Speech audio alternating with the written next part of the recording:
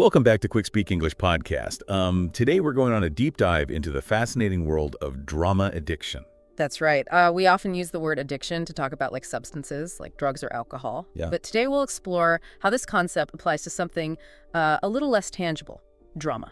Okay, so let's unpack this a little bit. When we talk about drama addiction, what exactly do we mean? Is it simply enjoying, a good gossip session, or is there something more to it? Yeah, it goes deeper than just enjoying a bit of excitement. It's about a compulsive need for chaos and conflict. It's almost as if these individuals they need drama to feel alive, to feel validated, to feel anything at all. So it's not just about being entertained by drama. It's about actively seeking it out, even creating it. Precisely. And any addiction, it can have a very powerful grip on a person's life, impacting their relationships, their well-being, their overall sense of self. Now, this might seem strange to some. Why would anyone intentionally seek out conflict and negativity?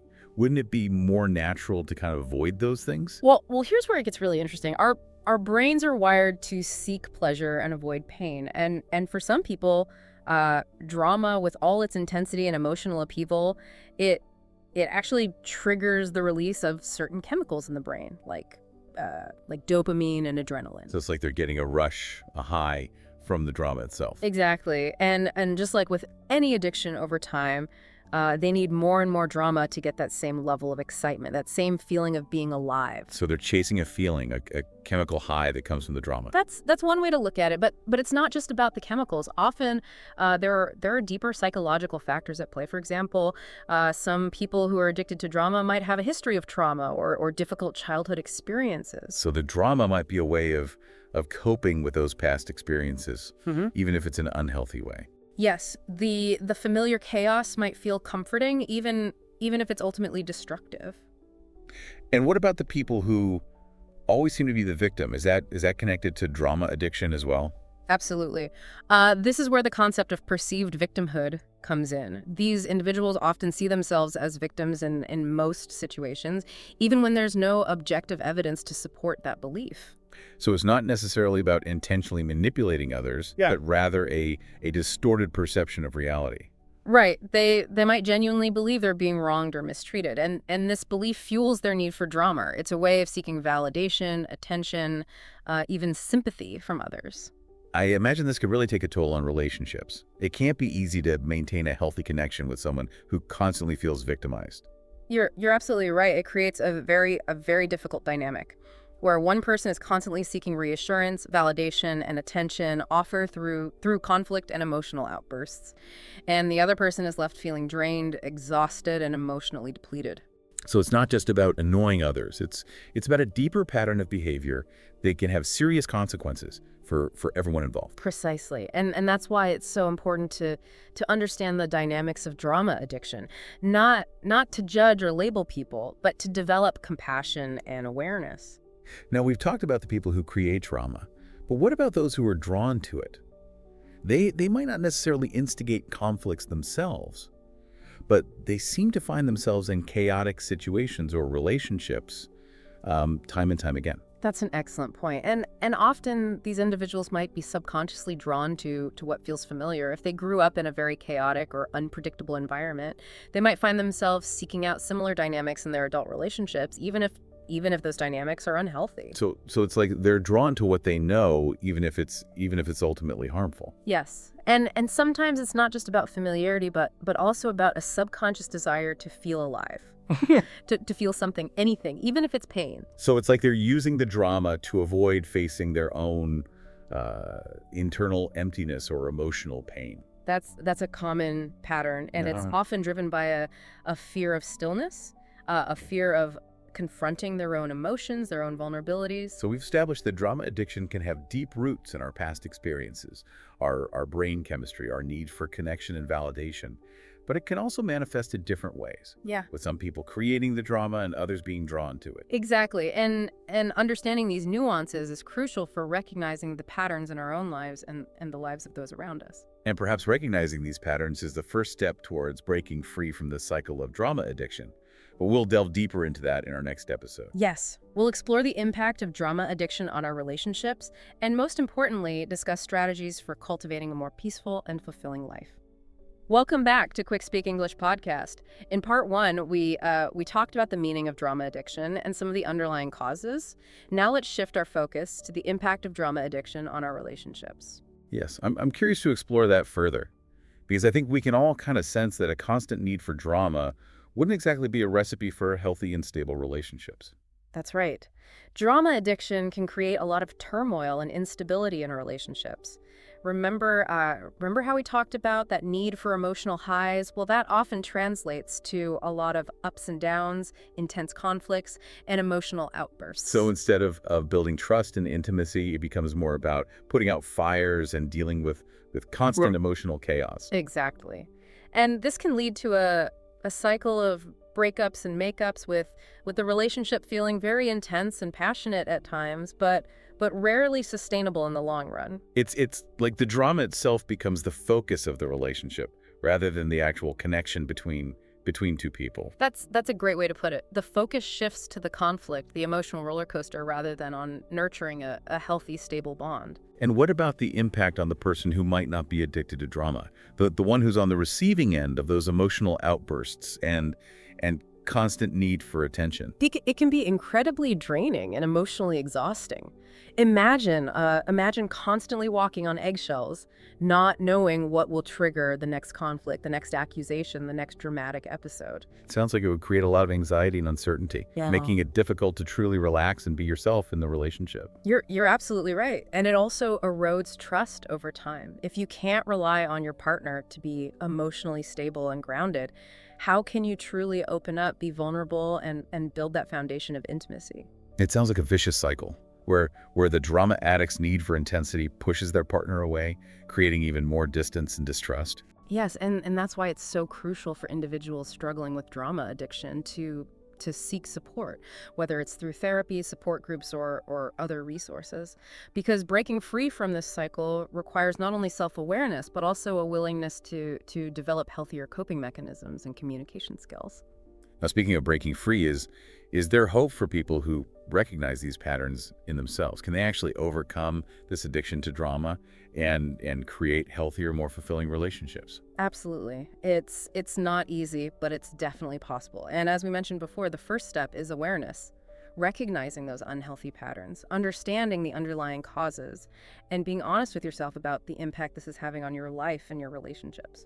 So let's say someone has that moment of realization. Yeah. They see those patterns, they feel the negative consequences, and they say, okay, I need to change. Yeah. What comes next? What are some practical steps they can take to start breaking free from this cycle of drama? Well, one of the most effective strategies is therapy. Working with a therapist can help you delve into the root causes of your drama addiction, whether it's related to past trauma, unhealthy attachment styles, or simply learned patterns of behavior. So therapy can provide that safe and supportive space to unpack those deeper issues and develop healthier ways to manage emotions, communicate needs, and navigate conflict. Exactly. And in addition to therapy, there are a lot of things people can do in their everyday lives to cultivate more peace and stability. I'm curious to hear about those. What are some practical tips that people can start implementing right away? Well, one of the most important strategies is setting boundaries. Learning to say no to situations and people that trigger your drama. This might involve limiting your exposure to certain social media platforms, being more discerning about the company you keep, and learning to step away from conversations that are becoming heated or unproductive. So it's about creating a more peaceful and supportive environment for yourself, both online and offline. Being mindful of the energy you allow into your space. Precisely. And another important step is focusing on personal growth. This might involve discovering new hobbies, pursuing your passions, reconnecting with nature, or anything that brings you joy and fulfillment. So it's about shifting your focus inward. Finding those activities and experiences that nourish your soul rather than seeking external validation and excitement through drama. Yes, and it's also about learning to be comfortable with silence and stillness. Yeah. Drama addicts often thrive on chaos and activity. They might feel uncomfortable or even anxious when things are calm and quiet. So it's about gradually exposing yourself to those moments of stillness, learning to be present with your own thoughts and feelings without needing external distractions. It sounds like a lot of this is about retraining our minds and bodies to find comfort and fulfillment in peace rather than chaos. That's a great way to put it. It's about rewiring those neural pathways, those habitual patterns of thinking and behaving, and replacing them with healthier, more sustainable alternatives. Now, I imagine this process can be quite challenging. Are there any other tools or resources that can help people on this journey of breaking free from drama addiction? Absolutely. Mindfulness practices can be incredibly helpful. Learning to be present in the moment without judgment can help you detach from the emotional roller coaster of drama and observe your thoughts and feelings without getting swept away by them. So it's about creating that space between the stimulus and our reaction. Instead of immediately reacting to a situation, we take a moment to pause, to breathe, to observe, and to choose a more conscious response. Exactly. And there are many ways to practice mindfulness: meditation, yoga, nature walks, even just taking a few deep breaths throughout the day. It's about finding what works for you and incorporating it into your daily routine. And what about physical well-being? Does that play a role in reducing drama? Absolutely. Taking care of your physical health can significantly impact your emotional well-being. Make sure you're getting enough sleep, eating nutritious foods, and engaging in regular exercise. All of these things can help regulate your mood, reduce stress, and increase your overall resilience. So it's about nourishing our bodies as well as our minds, creating that foundation of physical and mental well-being that makes us less susceptible to drama and more capable of navigating life's challenges with grace and composure. Exactly. And don't underestimate the power of healthy relationships. Surround yourself with people who support you, uplift you, and encourage your growth. Distance yourself from those who thrive on drama and negativity. It's about choosing your tribe wisely, being mindful of the energy you exchange with others. Right. And finally, remember that it's a journey, not a destination. There will be ups and downs. You might slip back into old patterns at times, but be kind to yourself. Don't judge yourself harshly. Just acknowledge it, learn from it, and keep moving forward. That's a great reminder. It's about progress, not perfection, and celebrating those small victories along the way. But we'll delve deeper into those strategies for cultivating a more peaceful and fulfilling life in our next episode. Yes, we'll explore specific tools and techniques for managing emotions, setting boundaries, and creating a life that is aligned with your values and aspirations. For our listeners, if you're finding this conversation helpful, we encourage you to subscribe to QuickSpeak English podcast for more deep dives into fascinating topics to help you improve your English. We'll have more information and resources linked in the description below, including a vocabulary list and exercises based on today's episode. We'll see you next time for the final part of our exploration of drama addiction. Welcome back to QuickSpeak English podcast. We've been on quite a journey exploring this world of drama addiction, its causes, its impact on our lives, and especially on our relationships. Now, in this final part, we're going to shift our focus to solutions. We'll talk about practical strategies for cultivating a more peaceful and fulfilling life, free from the grip of drama. That's right. And I think it's important to emphasize that this is a journey, not a quick fix. It's about gradually shifting our mindset, our habits, and our patterns of behavior. So where do we begin? What are some of the first steps we can take to start moving in a more peaceful direction? A good starting point is to become aware of what I call our mental diet. Just like we choose what foods to nourish our physical bodies, we can also be mindful of the information and emotions we allow to feed our minds. That's an interesting concept. So it's about being selective about what we watch, listen to, and read, especially in today's world where we're constantly bombarded with information and stimulation from all directions. Precisely. It's about consciously limiting our exposure to news and social media that focuses heavily on conflict, negativity, and sensationalism. It's about choosing content that inspires us, uplifts us, and expands our understanding of the world in a positive and constructive way. So instead of endlessly scrolling through feeds filled with outrage and negativity, we should be actively seeking out sources of information and entertainment that promote positivity, learning, and personal growth. Exactly. And it's not just about external input. It's also about becoming aware of our internal dialogue. What are the stories we're telling ourselves? Are we constantly replaying negative scenarios in our minds? Are we dwelling on past hurts and grievances? So it's about tuning into that inner critic, that voice that might be fueling the drama and amplifying those negative emotions. Yes. And once we become aware of those negative thought patterns, we can start to challenge them. We can ask ourselves, is this thought really true? Is it helpful? Is it serving me? And if not, we can choose to replace those thoughts with more positive and empowering affirmations. We can focus on what we're grateful for, practice self-compassion, and cultivate a more optimistic outlook on life. It sounds like a lot of this is about shifting our perspective, changing the way we perceive the world and ourselves. That's a key part of it. Remember, drama often thrives on a mindset of scarcity, victimhood, and a need for external validation. So part of breaking free is about cultivating a mindset of abundance, empowerment, and self-love. That makes sense. If we believe that we're lacking something, we're more likely to seek it externally, whether it's attention, validation, or even drama. But if we cultivate a deep sense of self-worth and believe that we're already whole and complete, we're less likely to get caught up in those external dramas. Exactly. And when we shift our focus from external validation to internal fulfillment, we start to create a more solid foundation for peace and happiness in our lives. So we've talked about the importance of a healthy mental diet and cultivating a more positive mindset. What else can we do to nurture a more peaceful and fulfilling existence? Well, one of the most powerful tools we have at our disposal is mindfulness. Learning to be present in the moment without judgment can help us detach from the emotional roller coaster of drama and simply observe our thoughts and feelings without getting swept away by them. So it's about creating that space between a stimulus and our reaction.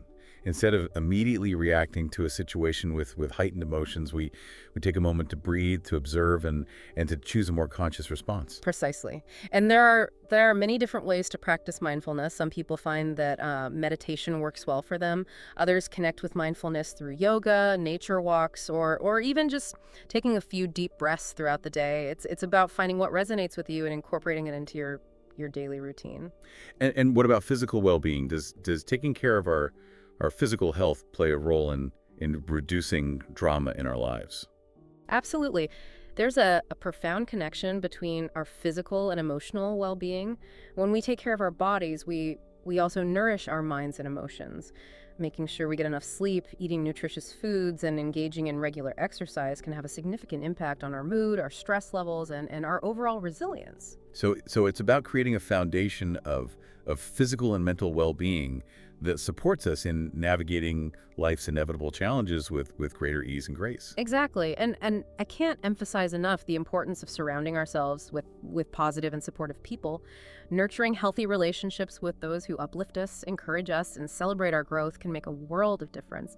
And just as importantly, learning to distance ourselves from those who drain our energy and thrive on negativity and drama. It's about choosing our tribe wisely, being mindful of the energy we exchange with others, and prioritizing relationships that nourish our souls. Yes.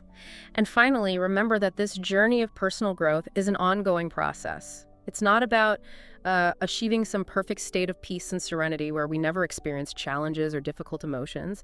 It's about learning to navigate those challenges with greater awareness, resilience, and compassion for ourselves and others. That's a great reminder. It's about progress, not perfection. And it's about celebrating the small victories along the way, recognizing how far we've come, and honoring the courage it takes to step out of those familiar patterns of drama and into a more peaceful and authentic way of being. Exactly. And as we continue to practice these principles, as we cultivate greater awareness, mindfulness, and self-compassion, we'll find that the drama that once consumed our lives gradually fades away, replaced by a deeper sense of peace, purpose, and genuine connection with ourselves and the world around us. Well, this has been a truly fascinating and insightful deep dive into the world of drama addiction. We've explored the science behind it, the impact it has on our lives and relationships, and most importantly, the strategies and tools we can use to break free and create a more peaceful and fulfilling existence. Thank you for joining us on this journey. It's been my pleasure. And for our listeners, if you're ready to embark on your own journey of creating a more peaceful and fulfilling life, be sure to visit our website. We'll have a list of resources and exercises based on today's episode, including a vocabulary list with definitions and examples to help you expand your English skills.